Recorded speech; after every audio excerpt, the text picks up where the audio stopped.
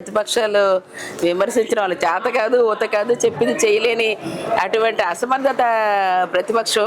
గతంలో ఇచ్చిన ఒక్కటైనా ఒకటి 666 ఇచ్చారు. ఒక్కటేంటే ఒకటి, ఇంటికి ఒక ఉద్యోగం కానీ, నిరుద్యోగ వృత్తి కానీ, ఆడపిల్లలు పుడితే 25,000 ఇస్తామని కానీ, మహిళల రుణమాఫీ చేస్తామని కానీ, రైతులు రుణమాఫీ చేస్తామని కానీ, రైతుకి ఈరోజు ప్రత్యేకంగా కరెంట్ ఇస్తే ఆదుకుంటామని కానీ, ఏదైతే ఇచ్చిన సబ్సిడీ ఇస్తామని కానీ, ఏది ఇచ్చిన పాపాన పోలేదు.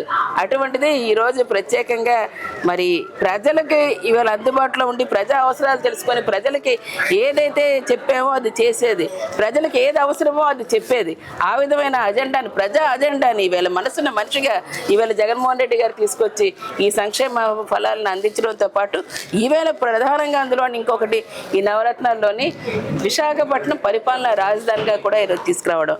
ఖచ్చితంగా ఏదైతే శ్రీకృష్ణ కమిషన్ చెప్పింది, ఎప్పుడైతే రాష్ట్ర విభజనలో అనే మనకు వచ్చిందో ప్రశ్న, ఇటువంటిది మళ్ళీ మళ్ళీ పునరావృతం కాకూడదంటే అన్ని ప్రాంతాలు సమానంగా అభివృద్ధి చెందితేనే ఇటువంటి పునరావృతం కాదు.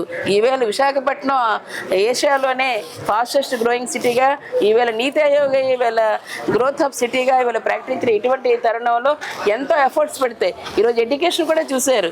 ఈ ఎడ్యుకేషన్లో కూడా పిఎం ఎక్సలెన్సీలోని మన కేవలం దక్కిందంటే మరి దానికి ఈరోజు మీరు ఒక్కసారి ఆలోచన చేయండి. ముఖ్యమంత్రి గారు ప్రతి పేదవాడికి ఈవేళ విద్య అందించాలి, ఉన్నత విద్య ఇవ్వాలి, విదేశీ విద్య చదువుకునే ఇవ్వాలి, వారికి అనుకోని విప్లవాత్మకమైన మార్పులు ఈరోజు రిఫార్మ్స్ తీసుకొచ్చారు. అటువంటి దాంతో వేళ దేశమే కాదు ప్రపంచమే వీళ్ళు చూస్తుంది. అలాగే హెల్త్ వైజ్గా కూడా చూడండి. హెల్త్ వైజ్గా ప్రతి ఒక్కరి హెల్త్ని కాపాడడంతో పాటు 25 లక్షలు కుటుంబానికి ఇవ్వటం, దాంతోపాటు ఏదైతే వీళ్ళ సామాజిక బాధ్యత పెన్షన్ తీసుకున్నారో దాన్ని 3,500 2 విడతలుగా ఇవ్వడాన్ని పెట్టుకొని ప్రతి ఒక్కరు అర్హులైన వాళ్ళందరికీ గతంలో ఉన్న పెన్షన్ 60,000 కంటే ఇంకా దాటి ఈరోజు పెన్షన్స్ ఇవ్వడానికి వీళ్ళు తీసుకుని పెట్టుతున్నవి. ఇంకా ఇదంతే కాకుండా అమ్మఒడి కార్యక్రమంలో ఈవేళ 17,000 చేసుకుని వెళ్ళి, రైతుకి ఈవేళ భరోసాగా ఈవేళ 13,000 నుంచి 16,000 చేసుకుని వెళ్ళినవి. ఇంకా అనేకమైన వాహన మిత్రాలతో పాటు ఈవేళ లారీ సంబంధించిన డ్రైవర్ సోదరులకు కూడాను ఈరోజు దాన్ని కూడా తీసుకొని 10 లక్షల రూపాయలు ఇన్సూరెన్స్ వరకు కల్పించి ఇచ్చేది. 0 వడ్డీని ఈరోజు 3 లక్షల రూపాయల వరకు ఇచ్చింది. అలాగే ఎంఏజీ లాంటివి ఈరోజు ఇక్కడ హౌసింగ్ స్కీమ్స్ కూడా ఈరోజు మధ్యతరగతి కుటుంబాలకు అందించడానికి అఫోర్డబుల్ ప్రైజెస్తో ఈవేళ అందించడానికి తీసుకున్నవి.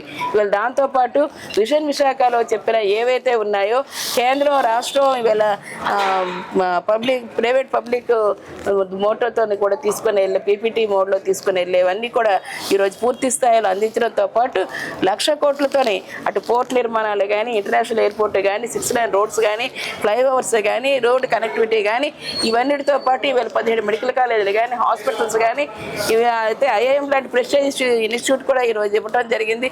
దాన్ని పూర్తి స్థాయిలో సమర్థవంతంగా తీసుకొని ఇవ్వడం కానీ, మెట్రో రైలు కనెక్టివిటీ కానీ, ఇలాంటివన్నిటితో పాటు పోర్ట్లు, ఫిషింగ్ హార్బర్స్ ఇట్లాంటివన్నీ ఇవ్వడంతో పాటు ఐటీ సెజ్ లాంటి దాన్ని కూడా ఈరోజు తీసుకొచ్చి అందించి ఈవేళ ఉద్యోగ ఉపాధి అవకాశం ఇప్పటికే ఇన్ఫోసిస్, రాన్స్టాడ్, ఎక్స్టీ గ్లోబల్, తర్వాత మీకు ఏదైతే భారత్ ఎలక్ట్రానిక్స్ సంబంధించింది ఇవన్నీ కూడా WNS second phase, Adani data centre, దీంతో పాటు డెలాయిట్ లాంటిది కూడా ఇక్కడ రావడానికి, అమెజాన్ లాంటిది రావడానికి, ఫ్లిప్కార్ట్ లాంటి గ్రోసరీ సర్వీసెస్ కూడా ఈరోజు దాన్ని కూడా ఇవి అలాంటివన్నీ ఆన్ గోయింగ్ ప్రోగ్రామ్స్గా ఇవి రావడానికి సిద్ధంగా ఉన్నాయి. కొన్ని అయితే ఆల్రెడీ ఎంప్లాయ్మెంట్ ఇచ్చి ఉన్నాయి. ఇది కాకుండా 2,200తో టవర్ కూడా ఈరోజు ఐటీ టవర్ కూడా ఇచ్చి ఇవాళ డైరెక్ట్గా గ్లోబల్ ఇన్వెస్టర్స్ ఐటీ సెజ్ని ఇవాళ బీచ్ ఐటీ సెజ్లా తీసుకొచ్చి పెట్టడానికి, ఇవన్నీ మనకి ఉద్యోగ ఉపాధి అవకాశాలతో పాటు ఇవాళ రెవెన్యూ పెంచడంతో పాటు ఇవాళ రిచెస్ట్ సిటీగా 9th ప్లేస్లో భారతదేశం ఉంది. భారతదేశంలో విశాఖపట్నం ఉంది. ఆ విశాఖపట్నాన్ని ఇంకా ఉన్నత స్థానానికి తీసుకెళ్ళడానికి ఇవన్నీ కూడా కావాలి. రావాలంటే జగనన్న రావాలి, ముఖ్యమంత్రి కావాలి.